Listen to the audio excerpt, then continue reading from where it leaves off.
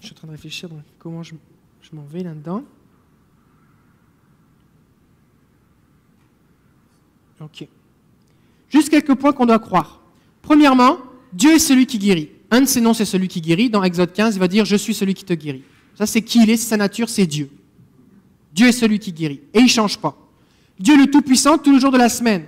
Ce n'est pas le Tout-Puissant le lundi, à moitié puissant le mardi, plus du Tout-Puissant le mercredi, jeudi il est en vacances, vendredi il est en break, samedi il est là,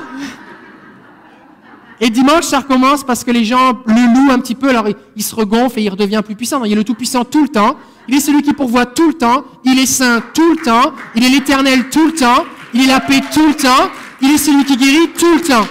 Donc ça, c'est qui est Dieu, c'est sa nature, d'accord? Dieu ne peut pas donner la maladie, il peut donner que ce qu'il a.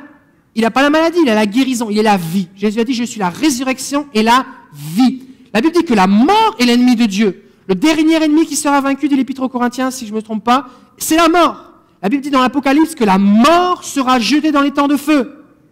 La mort n'est pas un état, la mort c'est un gros démon, un des plus puissants, qui tue les gens et qui les prend et qui les met dans le séjour des morts.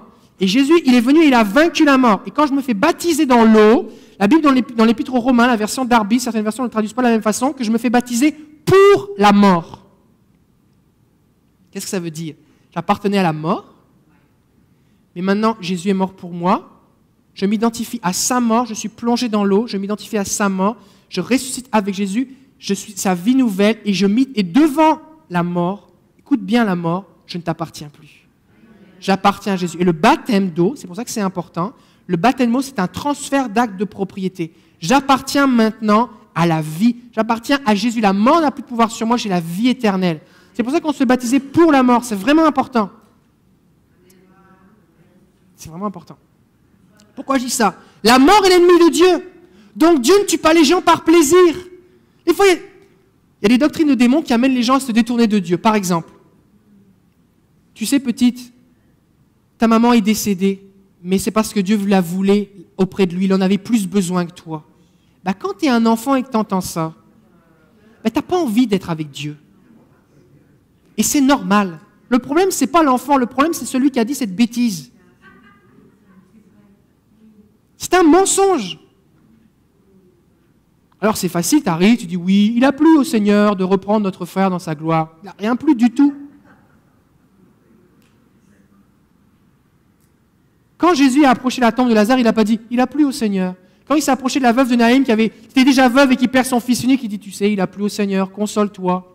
Le Seigneur en avait plus besoin que toi, maintenant vis dans la mendicité, pleure toutes les larmes de ton corps. » Il l'a ressuscité. Pourquoi Dieu dit de ressusciter les morts? Parce que tous les morts ne meurent pas quand Dieu a prévu qu'ils meurent. Il y a des gens qui meurent avant que Dieu ait prévu qu'ils meurent. Parce que si Dieu veut que les gens meurent et qu'il me dit de ressusciter les morts, Dieu a un problème avec lui-même. Il y a un dédoublement de personnalité. Qu'est-ce qu'il veut? Tu veux qu'il meure ou tu veux qu'il ne meure pas? Quand Jésus a prié pour que des morts ressuscitent, quand il a prié pour Lazare, il a dit « Père, je te loue de ce que tu m'exauces toujours ». Il n'a pas dit ce que c'est ta volonté. Non, il dit comme « Tu m'exauces, sors Lazare ». Est-ce que Jésus a prié contre la volonté du Père? Non. Parce que la mort est l'ennemi de Dieu. Il y a la mort et il y a Dieu. C'est deux choses différentes. Et nous, on pense, ou en tout cas, on nous a enseigné que la mort est le compagnon de Dieu qui accomplit ses desseins, ses buts et ses objectifs. Non! La mort est l'ennemi de Dieu. Jésus est venu sur la croix pour vaincre, remporter la victoire sur la mort. La mort va être mise dans les temps de feu.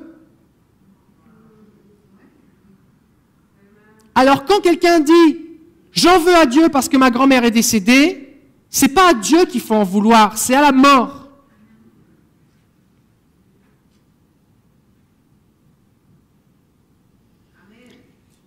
C'est toujours la volonté de Dieu de guérir.